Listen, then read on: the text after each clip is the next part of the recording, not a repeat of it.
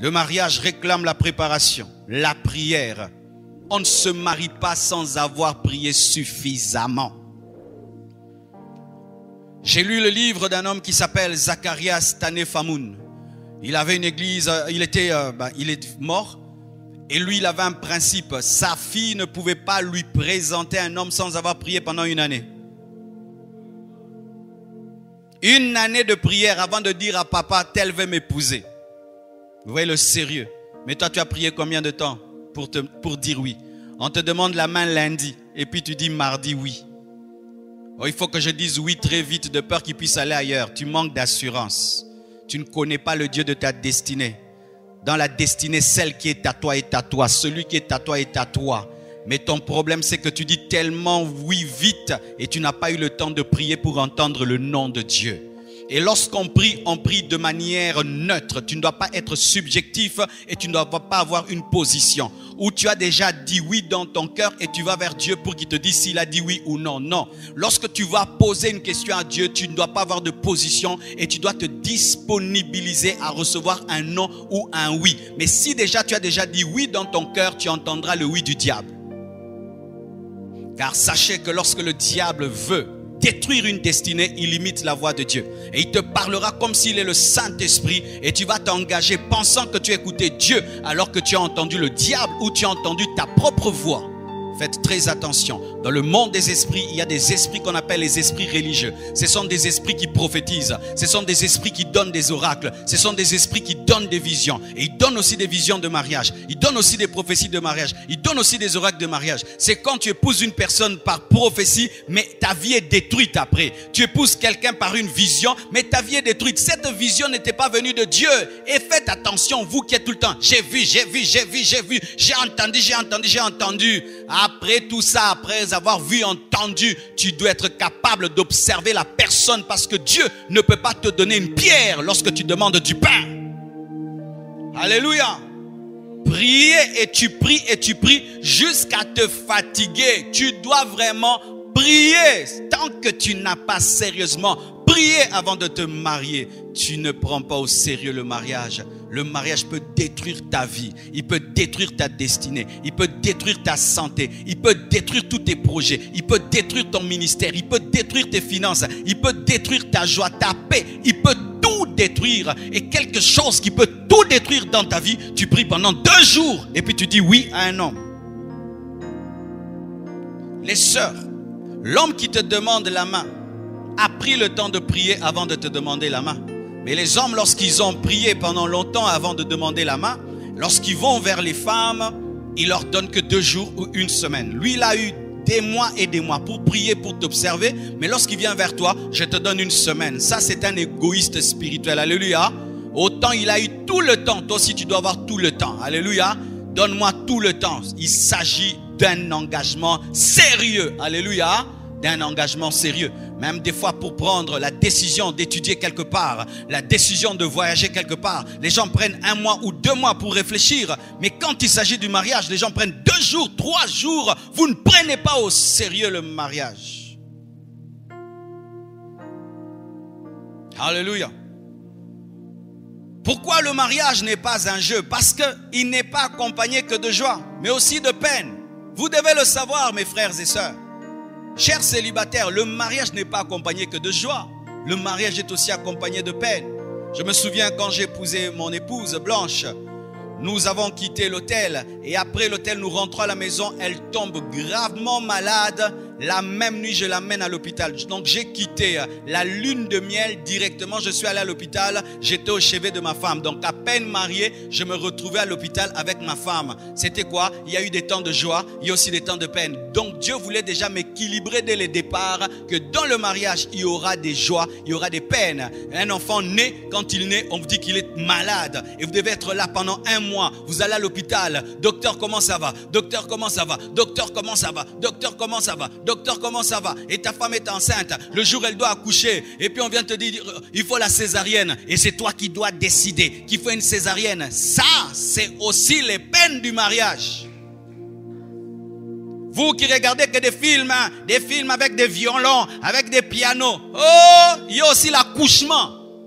L'accouchement, on nous amène les bébés ici. Hein? Ah, on va bénir le bébé. Si on vous raconte l'histoire de la naissance, comment l'homme est en train de faire les 100 pas dans le couloir de l'hôpital. Tu attends. Certaines femmes, elles vont à l'hôpital 2 jours, 3 jours, elles n'accouchent pas. Dave, toi-même, tu sais. Elles n'accouchent pas. Et tu te sens comme responsable. Tu ne dors pas. Il n'y a même pas moyen de rentrer à la maison. Et tu dors sur une chaise en attendant qu'elle accouche. Et les médecins viennent tout le temps te demander, donne ceci, donne cela, donne ceci, donne cela. Et des fois, certains, ils sont arrivés, on lui dit, entre la mère et l'enfant, tu dois choisir qui doit vivre. Si tu es un enfant, n'entre pas dans ces choses. Tu vas commencer à pleurer. Tu vas commencer à pleurer. En français, je suis un enfant qui t'a poussé. Alléluia. Le mariage n'est pas seulement accompagné de joie, il est aussi accompagné de peines. Des peines. Et tu peux tout faire. Il y a des peines qu'on n'évite jamais. Jamais. Jamais. Un enfant qui va à l'école et puis il échoue. C'est une peine, n'est-ce pas? Tu vas à l'école, premier de la classe, c'est tel. Deuxième de la classe, tel. Troisième, ton enfant dernier. C'est la peine. Alléluia. La peine d'éduquer un enfant, d'éduquer une fille, de la protéger des hommes bizarres. La peine. Et nous voyons cela. Lorsqu'Adam était tout seul, tout allait bien. Lorsqu'il épouse Ève, il doit subir l'influence de Ève. Et Ève lui amène des problèmes, lui amène le fruit défendu.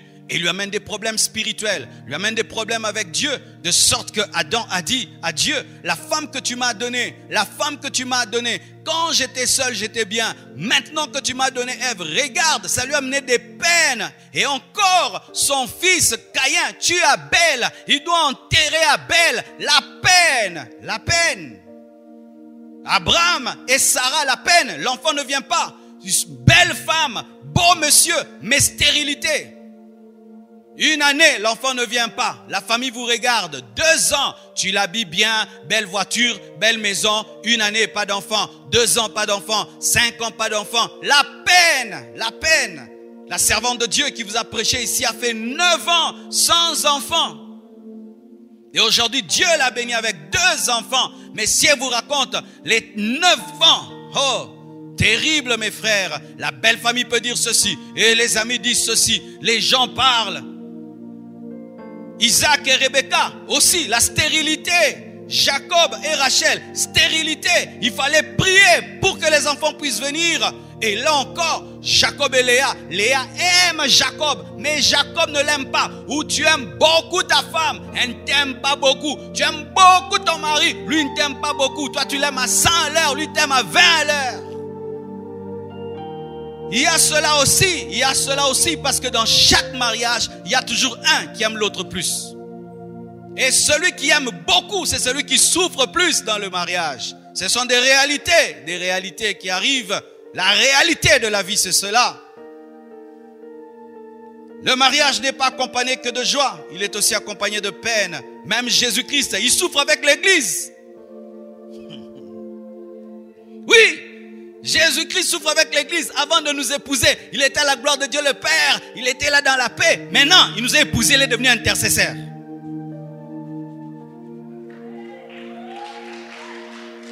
Avant que Jésus n'épouse l'Église, il n'était pas intercesseur. Nous avons fait de Jésus l'intercesseur à la droite de Dieu le Père. Debout.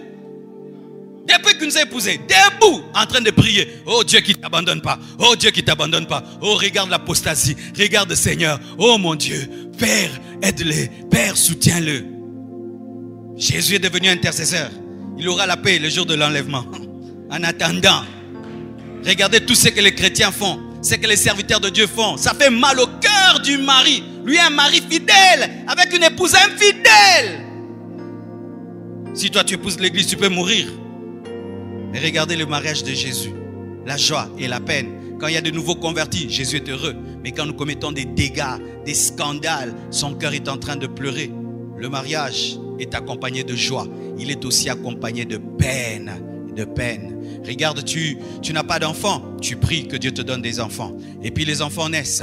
Maintenant, qu'est-ce qu'il faut? Il faut qu'ils mangent, ils mangent. Il faut qu'ils étudient, ils étudient. Il faut qu'ils finissent les études. Après, il faut qu'ils travaillent. Après, il faut qu'ils se marient. Après, il faut qu'ils aient des enfants. Donc, s'ils n'ont pas tout ça, tu as la peine. Et c'est ainsi que tu vois un papa, il est triste. Pourquoi? Sa fille n'a pas d'enfant. Ou sa fille ne travaille pas. Son grand garçon ne travaille pas. Il avait la joie quand il était tout seul. Mais comme il a engendré quelqu'un, cette personne doit réussir pour que lui aussi soit dans la joie. Alors si vous n'êtes pas prêt à tout ça, ne vous mariez pas. Alléluia.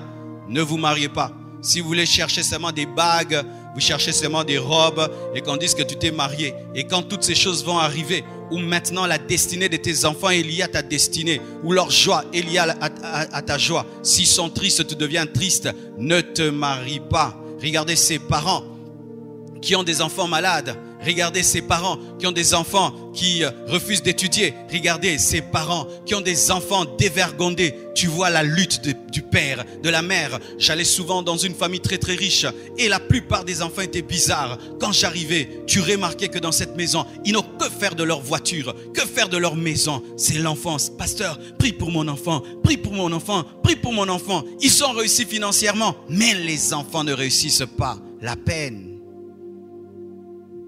Tu n'es pas prêt à une telle vie.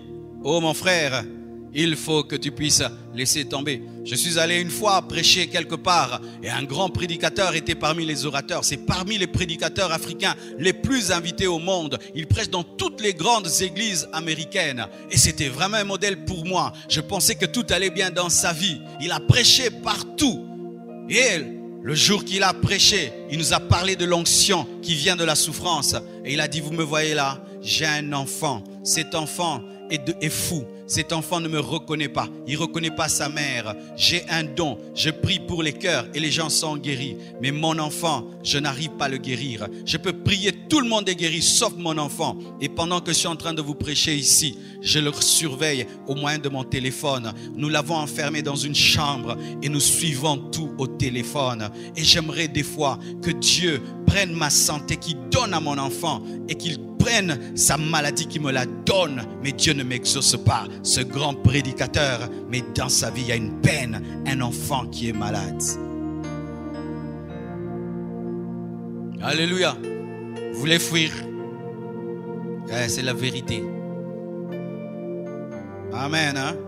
Parce qu'on prêche trop mal le mariage dans les églises. On présente que les roses. Ah, une femme, une jolie femme. Quand tu te maries, les bénédictions. Non, non, non, non, non. On ne parle pas des épreuves. Alors que dans la Bible, on met un équilibre entre les bénédictions et les épreuves qui sont liées au mariage.